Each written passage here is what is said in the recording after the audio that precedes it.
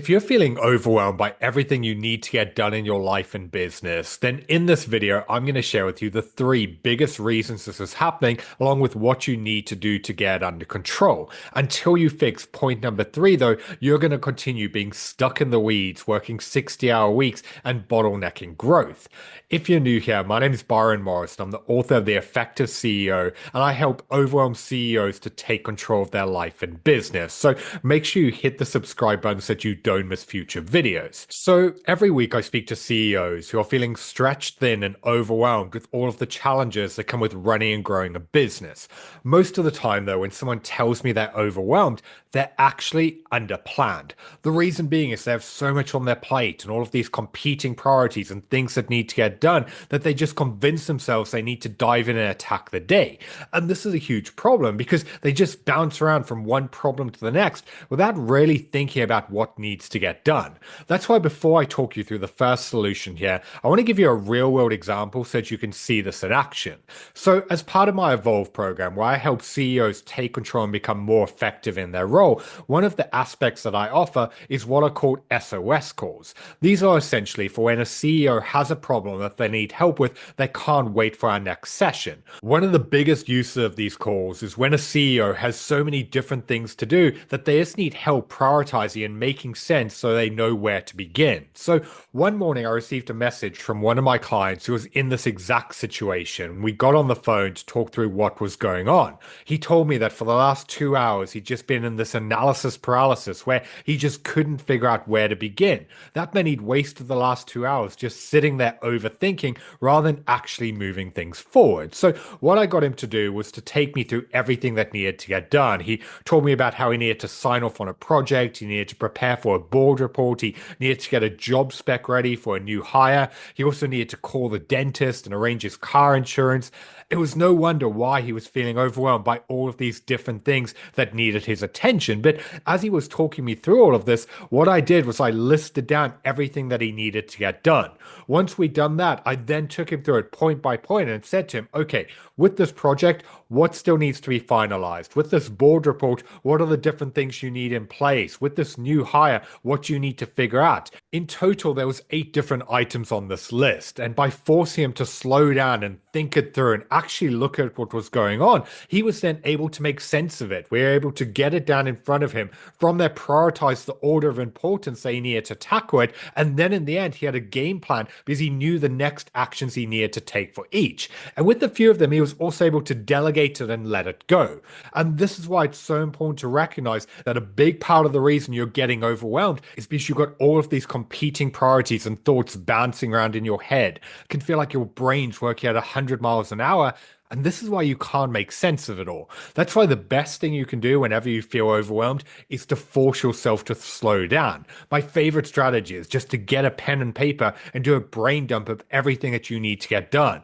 The projects that you need to work on, the problems you need to solve, the different things that need your attention. By listing them down in front of you, that's how you can consciously disconnect from them. You can then go through them one point at a time and ask yourself, what is the first thing I need to do on this? What is the problem I need to solve? What do I need to do next? This is going to allow you to really structure and make sense of your thoughts. And then from there, you can prioritize them based on how important they are, and you'll have a game plan of what to do next. This is how you can really start to make sense of all of those scattered racing thoughts. And as a result, you're going to feel far more in control. The problem with overwhelm, though, is for a lot of people, it pushes them into this heightened state of panic where they just convince themselves they have too much on and they need to start getting stuff done. What happens though is they just shut down or they don't actually move things forward. And this is why you really need to force yourself to slow down, get a game plan in place, and then take action. As a side note, if you're someone who struggles to disconnect or you find yourself lying in bed at night worrying about everything you need to do, this can be one of the best strategies you can implement. No, it's not a magic bullet and it's not going to solve all of your problems, but at the end of the day or going into the weekend, by doing a brain dump, it can help you get all of those thoughts out of your head. You can then create a plan for them, which will then make it easier to be at peace with the fact that you can walk away and come back to it rather than just overthinking and worrying about it. So take time to slow down, process the problems, and create a game plan whenever you're feeling overwhelmed, and that's going to allow you to feel far more in control. Reason number two that people get overwhelmed in their life and business is they're focusing on the end result and not on what needs to happen to get there. Because whether it's starting a new project, working on a new goal, or even trying to solve a problem, by just focusing on the outcome, what happens is your brain goes straight to the end result where you think about everything that needs to happen in between, and it pushes you into the state of overwhelm where at times it can feel insurmountable because you don't know how you're going to do it all. And that's why the best thing you can do in these times is to break it down. Rather than focusing on step number five, you need to really chunk it down and think about, okay, what is the first thing I need to do? What is step number one that's going to allow me to actually move forward? I'll give you an example. Let's say you need to prepare a board report or get ready for a big meeting next week, but there's so many things you could talk about and need to figure out that you just feel overwhelmed, not sure where to begin. Well, going back to step number one, the first thing you could do is create a plan, do a mental dump of everything you need to look at that's going to help you prepare for this. Or if you don't know that, figure out what is the first step. In this situation, it could be going to a member of your team to ask for some different reports or data points that you can then analyze and figure out where your focus needs to be. Again, instead of just focusing on the outcome, ask yourself, what is the first thing I need to do? Focus on that, get it done, and then move on to the next thing. You see, the problem with overwhelm is it's so easy to build it up in your head, where by focusing on the end result, it just turns into this huge ordeal. It can feel like a mountain that you need to climb, which then puts you off even getting started. The way to get moving, though, is to take that first step, because once you do, every step after that is going to become easier. So that's approach number two. Rather than focusing on step number five, really break it down into manageable chunks where you figure out where you need to begin. Like I said at the beginning, though, area number three is going to be by far the most important, especially if you're someone who has so much on your plate that it feels like you're always running backwards on a treadmill trying to catch up.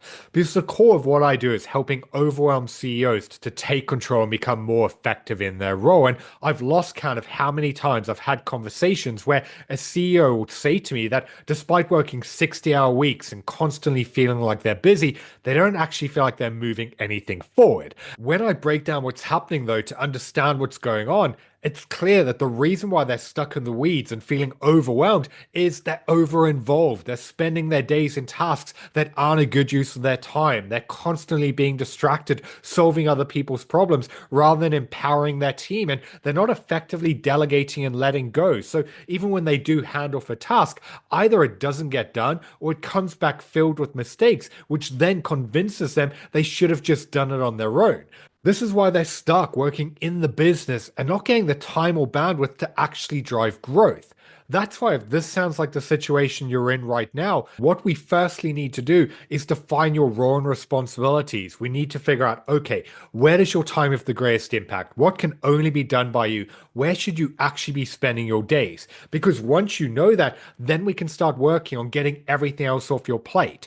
That means effectively delegating, where you don't just hand stuff off and hope for the best. Instead, you slow down. You actually figure out, okay, what needs to be done? What information and context do you have that other people don't? You then clearly communicate expectations and set people up for success. The most important step from there is then actually keeping people accountable, where you have the right processes and status updates and feedback loops to ensure that they follow through. You then need to look at structuring your days and times in a way that you can prioritize your high value work. And you also need to start defending your time, where you push back, you start handling problems on your agenda, not other people, and you really put in the right boundaries to ensure that you can maximize what you get done. I've had so many CEOs come to me who are working 60+ hour weeks and feeling burnt out and overwhelmed by everything they need to get done. Like a client I was working with last year, who, when we first met, he felt like there was never enough minutes in the day to get everything done. But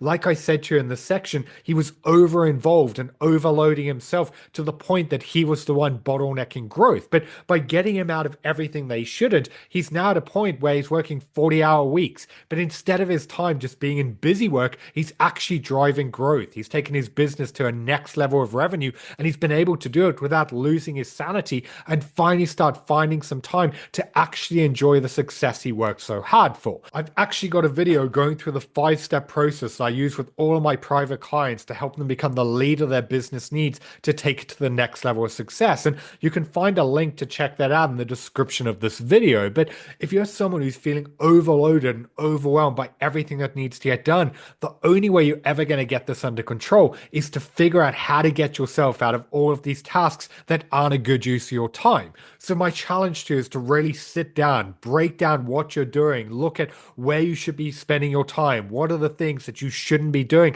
and from there create a game plan of how you can get all of these things off your plate. This is how you're going to be able to start doing more of the things that actually matter. So there you have it, 3 strategies that you can use to better deal with overwhelm in your life and business. Like I said before, such a big part of the reason why you're feeling overwhelmed is because you're underplanned. You've got all of these competing thoughts and priorities that are putting you through a whirlwind of anxiety and stress. By taking the time to slow down, process problems, and really figure out what you need to do, that's how you can feel more in control. So if you have any questions on any of this, let me know in the comments below. I'd love to know your thoughts and your biggest takeaways and how you're going to apply this to your life and business going forward.